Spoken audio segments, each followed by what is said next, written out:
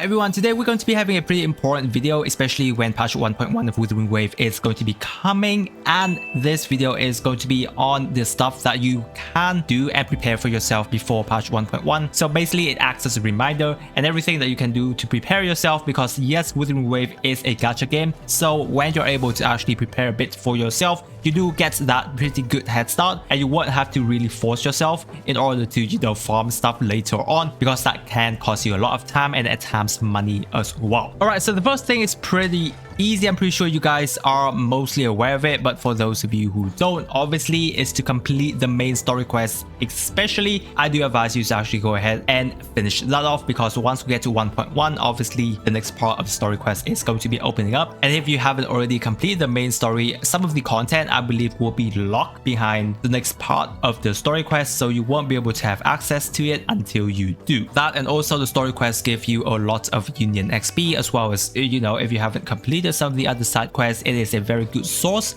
for you to get union XP, because while we already know how important union level actually is, right?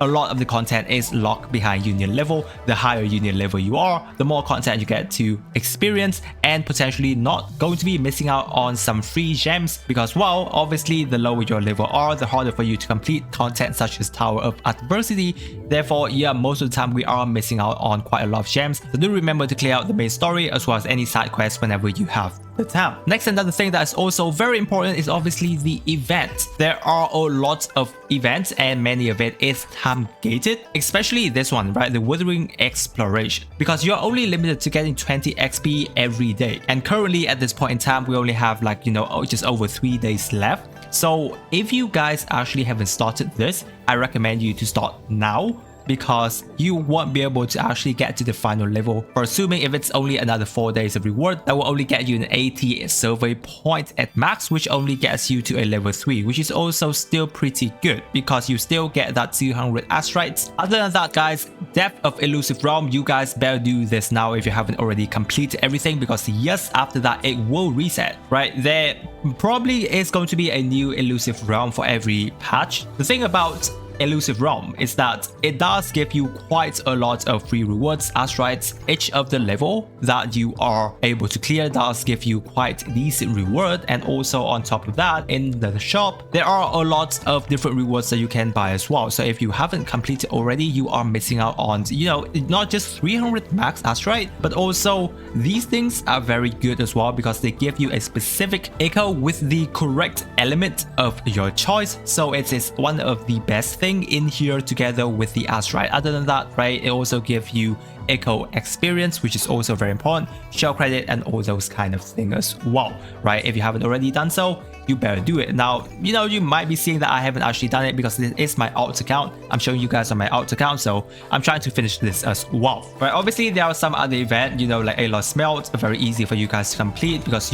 at this point in time we still have like 3 days or 4 days left, right? All of these, especially like the Court Cleansing too, make use of this. I would definitely recommend you to like fully use this every single day, because it gives you extra echoes, right, and extra union level from just basically using half of the wave plate on your account, which is very, very important. And then yeah, regarding TOA, do remember that there is reset, because while there's only like 9 hours until it resets, so if you guys are watching this video at this moment and you guys haven't actually completed some of the higher floors of TOA, then I better recommend you to do so to not miss out on some of the astrite. Now, another very important thing, it's going to be inside the store. Do remember to actually go ahead and buy these, Radiant Tide as well as Lustrous Tide in the shop if you have a lot of oscillated coral, because technically they are free for you. It's one of the best things that you guys can buy. Sometimes you guys do forget, which is why I am reminding you right now, even though it can be obvious at time, but you guys do forget. Like for me, I haven't actually buy it, so I'm just going to go ahead and buy it now. It's very important for you guys to do this because it's free. One of the best things that you can buy every single patch in Wuthering Wave. Other than that, if you guys have any spare, you're feeling that you're missing out on Echo XP, sometimes that you guys can buy it, but the rest I would recommend you just to save it for every single patch that reset, because not all the time you will be able to have enough oscillated coral to actually buy everything in the store regarding Radiant Tide or Lustrous Tide. depending on whether or not you actually pulls, right? Because you only get this whenever you pull, so be mindful of that. Now, I know that all of us love farming echoes because yes, it's one of the best way to make your character more powerful, right? As set field, but especially in the earlier parts of the game, shell credits as well as resonance potions are technically just as equally important and sometimes even more important, because especially for shell credit, you actually need a lot of them, right? Not resonance potion, not energy core, but shell credit, you need a ton, because anything that you do inside the game requires you shell credit. If you want to level up your echoes, right, it's shell credits. If you want to tune your echoes, it's shell credit. If you want to level up your character, if you want to level up your weapons, they are all shell credits. So here's the thing, if you don't know what to farm in the game, always go and farm shell credit to use up your wave blade, right? Because not always you know which character you want to actually go ahead and farm for to build just yet. So if you have no idea, go ahead and farm for shell credit. It will never disappoint you in the end, even though we know that events actually give you a lot of shell credits. But guys, building one character will take a ton, right? You guys are not at the end game yet. Once you get to the end game, from 0 to 80, which is something I believe is the maximum level of Wuthering Wave, actually takes a lot. Not to mention, sometimes you want to build 2 or 3 characters at the same time. This thing is going to be one of the bottleneck whenever you actually want to farm and build your characters, right? So don't take shell credit value lightly, it's very important. And then obviously, once you can guarantee that you have enough shell credit to do everything, then yeah, go ahead and use a wave blade somewhere else. Alright, now we get to the more interesting part, which is, well, prepare for Jinhsi or Changli, depending on which character that you are planning to pull. If you're planning to go for both, then obviously it's going to be Jinhsi first. Now, regarding Jinhsi, we know that she is a spectral character, then therefore, you know, if you are planning to go for the boss material, it is going to be the Morning Axe, right? Farm for the energy set core and you will get her boss material. If you're going for Changli, then it's going to be the Infernal Rider. Other material that is required for Jinhsi is definitely going to be the Howler core, so you can actually go ahead and pre-farm for that. Now Changli, she usually needs a bracelet, or basically improved rings. It looks like a bracelet for a bit, but you can actually go ahead and pre-farm for those because they are actually small enemies. I believe that you guys should be able to have quite a lot of these in your account, unless you've been building many different characters that uses these material. Otherwise, you should have a little bit saved up. So what you can just do is basically just farm their boss material. But obviously that's not all the material that you will need for Jinhsi and Changli, because some of the material are locked behind Mount Firmament, which is coming in patch 1.1. So we still need to wait until Mount Firmament actually arrive for us to actually be able to complete their build. However, what other things that you can also farm is definitely going to be their echoes, and their echoes can be farmed right now for knowing their element. For Jinhsi, definitely is going to be the spectral set. Now, one of the biggest thing right now for Jinhsi is that we technically know that there will be a potentially new cost 4 echo, which is UA, and that most likely is going to be going toward the cost 4 slot for Jinhsi, right? So if you are farming echo for Jinhsi right now, you won't need to farm for the cost 4 just yet and wait for patch 1.1 to arrive and then find out more information that way. However,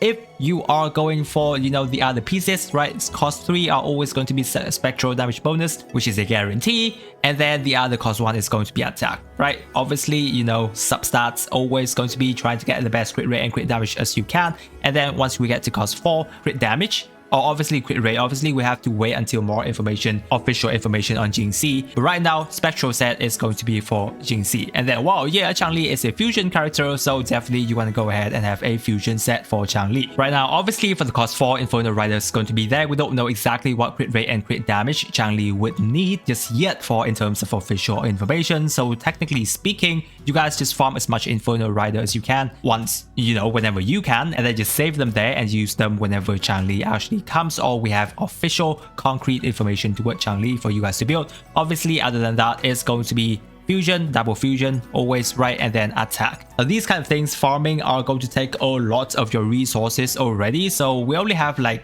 what, 5 days before Jinhsi actually comes. If you are farming for Changli, then yeah, you have more time, but these are going to take a lot of your resources, so yeah, take your time. Don't force yourself to always have the best stats on your echo just yet, because you are in the earlier game. It will sucks out every resources that you have on your account which is not ideal for you. Now, on the topic of bosses or farming for Changli, you guys see this is going to be the weekly bosses, right? And you are limited to a maximum of 3 farm per week. Now, regarding Jinhsi and patch 1.1, we know that there's going to be Yue, and most likely he's going to be a boss, right? Now, we don't know if he's going to be a weekly boss or just a normal boss challenges. Yeah, most likely from what I'm guessing, he's almost guaranteed to be a weekly boss because, dude, that thing looks absolutely fantastic. So it would be so wrong not having him as a weekly boss. However, if he is a weekly boss, here's the thing. You will potentially want to save your boss weekly limit until patch 1.1 comes, and do not start farming for the weekly boss, you know, when it's reset, which is like in a day's time, right? Because tomorrow, as of this point, it's going to be Monday, so weekly limit is going to be reset. You do not want to clear out all of your weekly limit just yet if you are going for Jinhsi, because yes, if he's a weekly boss, then Jinhsi will most definitely want to use UA material, and if you've already farmed it, then well, yeah, it's not the end of the world. You just have to wait for like another 3 days. But I know you guys, whenever you pull for Jinhsi, you would love to be able to build her to the max of your ability. So save on the weekly limits until we have more information, and you know, once patch 1.1 comes, then you will be able to make a better decision. Other than that, there are obviously some mindset stuff that I want to talk about once again, because it is a gacha game, right? So we know that 1.1 is coming next week. There are definitely a lot to do. Plus guys, while yes, Jinhsi and Changli can look very tempting at times, however, here's the thing, right? Astrites is limited, so unless you are 1000% sure that you would love to have these characters on your account, most of the time I would just recommend you to wait like around 1 week after the character actually comes, because then, you know, many of the content creators, including myself, will be able to actually test these characters out in depth and then give our very specific reviews and, you know, advice for you guys to actually pull, because that's when we know every information about the character at this point. Plus, many of the time, whenever a patch comes, there will be released, you know, teaser of the new character that are going to be coming in patch 1.2, because Wuthering Wave or any other gacha games would love to keep the player base more excited, because well, once you're done with, you know, the content of patch 1.1, there's something that the developer want to keep you excited and look forward towards the new content of the patches. So if you are any kind of fans, if you're unsure about anything, wait and not pull for the character once the banner is released, because many of the time I have seen so many people regret pulling for a character and have not made a very good decision, because right now Wuthering Wave is still in kind of like a honeymoon phase. You're getting quite a lot of Astrite being given out, right? The Wuthering Wave devs are still, you know, bug fixing, so sometimes you can get compensations, you know, there will be, you know, appreciation posts here and there, so you're still getting some good amount of pulls. However, as the game goes on, I'm pretty sure that the Astrite amount is going to be reduced in terms of free to play, so if you're not swiping, those Astrite can get a little bit more limited than it is right now, right? So I always want you to make the best decision, therefore think hard whenever you are on it. Next guys, is that whenever patch 1.1 comes, there's obviously going to be a lot of new exploration things that come to it as well, especially, you know, the casket resonant things that you always actually have to find and collect, and as well as chests and other things, right? So guys, if you are having trouble and you haven't tried out the interactive map, I really recommend you to do so, because it's one of the best things that can help you find out all the things that you need, right? It's very handy and very good, especially looking for like different type of flowers that you need to farm for the character. They show you everything. Also echoes locations and all stuff like that as well. Everything is on the interactive map. So once again, if you haven't tried out, be sure to actually take a look into this, because it will save you a lot of time. And then I know that many of you have already passed Union level 40 and is closing in toward Union level 45, which is a very important point in your account, because that's where you start getting the free weapon of your choice, which is why I want to give my quick advice regarding this as well. Is that here's the thing, the good thing about the standard weapon in Wuthering Wave is that all of these are good, and it will be able to help you regardless of which weapon you pull. Obviously, you have to choose a weapon that is most fitting toward the character that you enjoy the most, that are playing, right? If you have a DPS character that is, according to which weapon they want to choose, then obviously you have to choose that weapon accordingly. However, each of these weapons also have a secondary start as well as its passive, which is where you need to be mindful in order to see whether or not it is a fitting choice to choose for that specific character of yours, right? So for the sword, first of all, we have the crit rate, which is very good. As long as a weapon has, crit rate or crit damage, it is already on a very good category. However, regarding the passive, right, it's always going to be giving you energy regen no matter what standard weapon you are going for. For the second part, it actually gives you a 6% increase for your attack whenever you cast your skill. It can stack up to 2 times, so a total of 12%. This seems good. However, you are required to cast 2 skill in order to get a maximum of 2 stacks. So even though the sword looks pretty good, the ability for most of the sword characters to make use of this sword right now isn't actually that many. So many of the sword characters you're using right now will only be able to use a 6% of the attack increase. Other character that can make use the best right now is going to be either Rover, because her cooldown skill is actually not that long, and also Jin, right? I feel that those 2 sword characters can make the best use of it at this moment. Other than that, it's going to be pretty hard. However, it is still good overall if you have a sword DPS character or sword character that you want to use, because it is a 5-star sword at the end of the day, always going to be better than any other 4-star weapon that you've got, so that is still good. For the Broadblade, it has attack increase and resonant damage bonus increase whenever you cast your skill up to 3 times, which is a maximum of 21%. Overall, the stat is pretty good.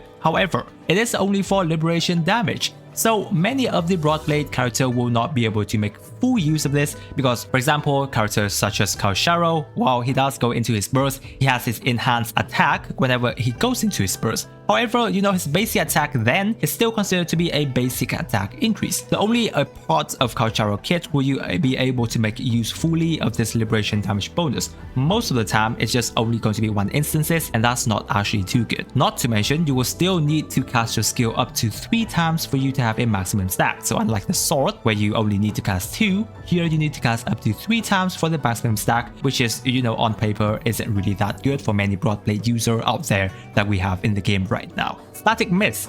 Overall, a very good pistol, right? It gives you crit rate, energy regen. However, it's not directly a pistol that enhances the user, but it's more about buffing your other character, which is one of the best pistols we have in the game for especially sub DPS character like Mortify. Perfect character to use it. However, if you are like Jinhsi main, it's also still good because overall it is a 5-star weapon. Overall, the value of this pistol is going to be still there, and especially on later part in the game where there are many other sub DPS character comes, this pistol will see even more value increase over time. Next, we have the Abyss Surge, which is also a pretty decent weapon. Again, energy regen, and then whenever you use your skill, you get a basic damage bonus by 10, and if you use your basic attack, you get a skill damage bonus. This weapon is actually very easier to get the passive ready than the sword or the Broadblade at this point in time, right? Because you only need to use either skill and basic attack, and you get both of them increased at the same time, which is actually pretty good. And finally, it's going to be the Cosmic Ripple, especially for Rectify character. The overall, this weapon is very decent. The sub part side doesn't have crit rate. I would love it if it had. Now, this weapon passive is very easy to keep up because you only need to deal basic attack damage and you will have a very good stack of basic attack. Overall, very easy for you to get. However, it is mostly only fitting for character that uses basic attack at this point in time, namely character like Encore, right? This can be used on Yinlin. However, Yinlin isn't always a character that uses basic attack because if you are having her as a sub DPS, you won't be able to make full use of this weapon. However, if you are having her on field DPS wise, then yes, this weapon is a perfect thing for that, right? So this weapon is more like a weapon that can only be fully utilized if you are having your Rectify character to be on field. So overall, guys, as you can see, the standard weapon banner is actually pretty decent, but you do need to look into the character that you're planning to get the weapon for will be able to make full use of the passive, because that's where it can get pretty important. So that really is something that you want to keep in mind. Also, guys, I just posted a video predicting how many asteroids we'll be getting in patch 1.1. I know that's also a pretty decent and important video for you guys to watch, so be sure to look into that video now, as I'm sure it will be very helpful to you.